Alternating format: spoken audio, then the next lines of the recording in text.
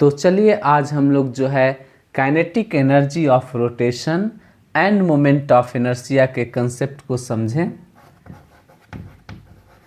Kinetic energy of rotation end moment of inertia. Moment of inertia, kinetic energy of rotation end moment of inertia. तो किसी rigid body की बात किया जाए जिसमें the relative displacement of the constituent particles is unchanged हो, उस rigid body का काइनेटिक एनर्जी को देखा जाए जब वह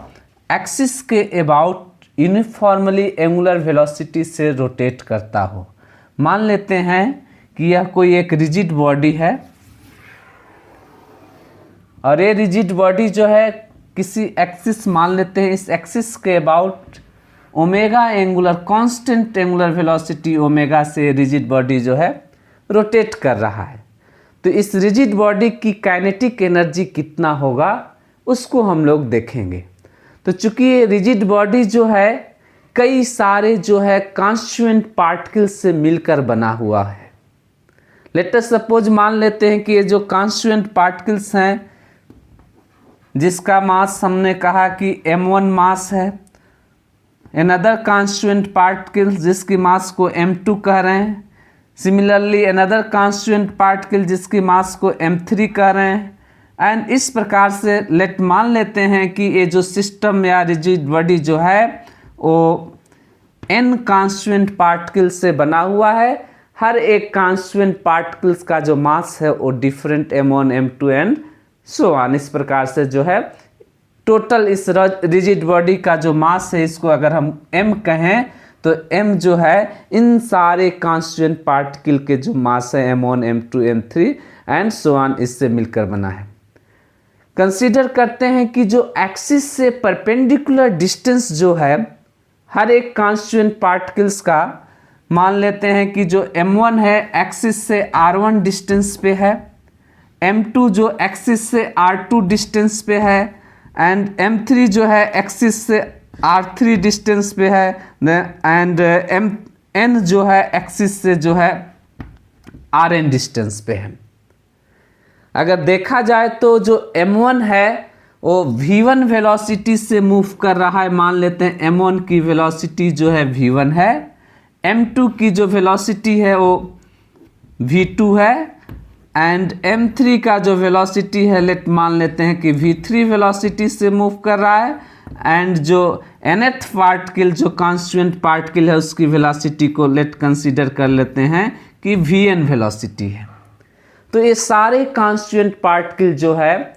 v1 v2 v3 vn velocity से मूव कर रहे हैं जिनका परपेंडिकुलर डिस्टेंस एक्सिस से r1 r2 r3 and rn है। चूंकि ये रिजिड बॉडी ओमेगा वेलोसिटी से कांस्टेंट एंगुलर वेलोसिटी से रोटेट कर रहा है, देन जो रिलेशन होता है linear velocity and angular velocity के बीच में, तो इन सब कॉन्स्टिट्यूएंट पार्टिकल का अगर वो रिलेशन लिखा जाए तो v1 इज इक्वल टू किसके इक्वल होगा, r1 इंटू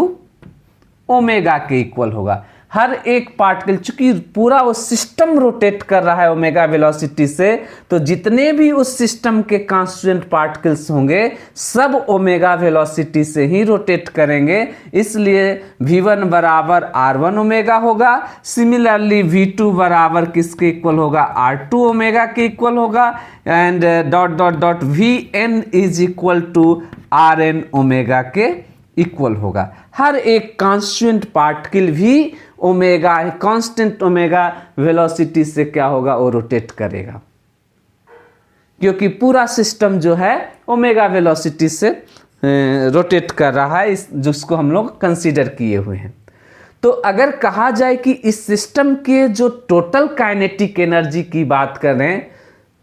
जो रिजिड बॉडी है उसकी टोटल काइनेटिक एनर्जी यदि हम कहते हैं कि K से डिनोट करें तो देन टोटल काइनेटिक एनर्जी किसके इक्वल होगा, टोटल काइनेटिक एनर्जी जो होगा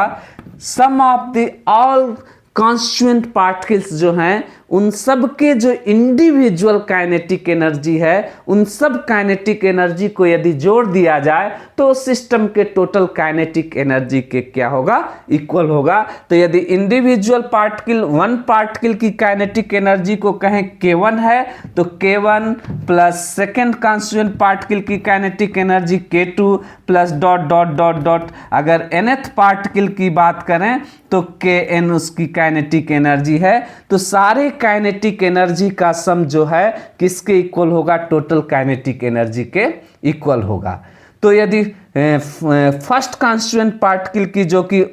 एक्सिस से r1 डिस्टेंस पे है उसकी काइनेटिक एनर्जी को यदि लिखा जाए तो this is equal to half m1 into v1 का स्क्वायर के इक्वल होगा। सिमिलरली सेकेंड कॉन्स्टिट्यूएंट पार्टिकल की kinetic energy half m2 v2 के स्क्वायर के इक्वल होगा एंड डॉट डॉट डॉट, अगर nth पार्टिकल की काइनेटिक एनर्जी को देखा जाए तो this is equal to half mn vn का स्क्वायर।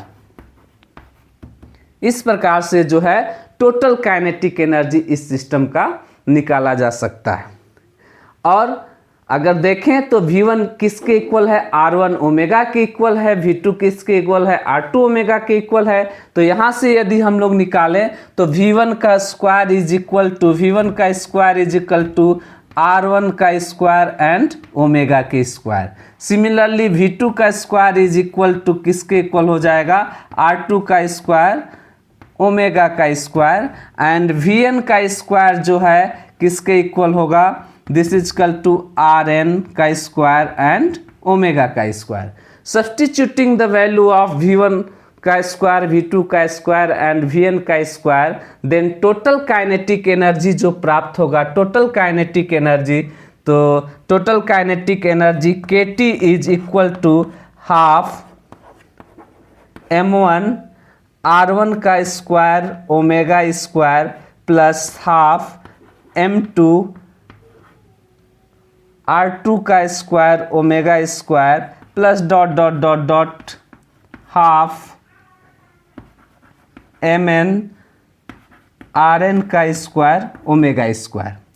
यदि ओमेगा स्क्वायर को कॉमन निकाल लिया जाए देन टोटल काइनेटिक एनर्जी जो प्राप्त होगा, total kinetic energy this is equal to, total kinetic energy is equal to half omega square को यदि बाहर निकाल लेते हैं, हाफ ओमेगा स्क्वायर को बाहर निकाल लिया जाए देन m1 R1 का स्क्वायर प्लस m2 R2 का square plus dot dot dot mn Rn के स्क्वायर के इक्वल होगा। और m1 R1 का स्क्वायर जो है मोमेंट ऑफ इनर्शिया जो हो कहलाएगा फर्स्ट कॉन्स्टिट्यूएंट पार्टिकल का, यानी moment of the inertia of the first constituent particle that is half omega square I1 का स्क्वायर प्लस I2 का square and dot dot dot this is equal to In का square, moment of inertia of nth particle. तो अगर moment of inertia किसी system का जो total moment of inertia जो होता है उस सिस्टम के जितने भी कॉन्स्टिट्यूएंट पार्टिकल्स हैं उनके इंडिविजुअल मोमेंट ऑफ इनर्शिया के सम के इक्वल होता है, तो ये सारे कॉन्स्टिट्यूएंट पार्टिकल का जो मोमेंट ऑफ इनर्शिया है I1, I2 एंड In, इन सब का सम जो होगा टोटल मोमेंट ऑफ इनर्शिया कहलाएगा इस सिस्टम का। That is total kinetic energy of the system जो होगा किसके इक्वल होगा, half I omega square, where I is the total moment of inertia of the system. I is equal to m1 r1 का square plus m2 r2 का square plus dot dot dot mn rn के square के equal है। तो इस प्रकार से किसी रिजिड बॉडी का अगर काइनेटिक एनर्जी को कैलकुलेट किया जाएगा तो उस रिजिड बॉडी का जो टोटल मोमेंट ऑफ इनर्शिया और जो एंगुलर वेलोसिटी है उसके स्क्वायर का जो प्रोडक्ट है वो हमें जो है टोटल काइनेटिक एनर्जी देगा, हाफ I ओमेगा स्क्वायर के इक्वल होगा। और साथ ही साथ यदि कहा जाए कि यदि यह जो रिजिड बॉडी है यूनिटी 1 रेडियन पर सेकेंड के एंगुलर वेलोसिटी से जो रोटेट करे, यदि ओमेगा को 1 कंसीडर कर लिया जाए, देन जब मोमेंट ऑफ इनर्शिया होगा, if omega is equal to 1, then जो moment of inertia I is equal to twice of KT।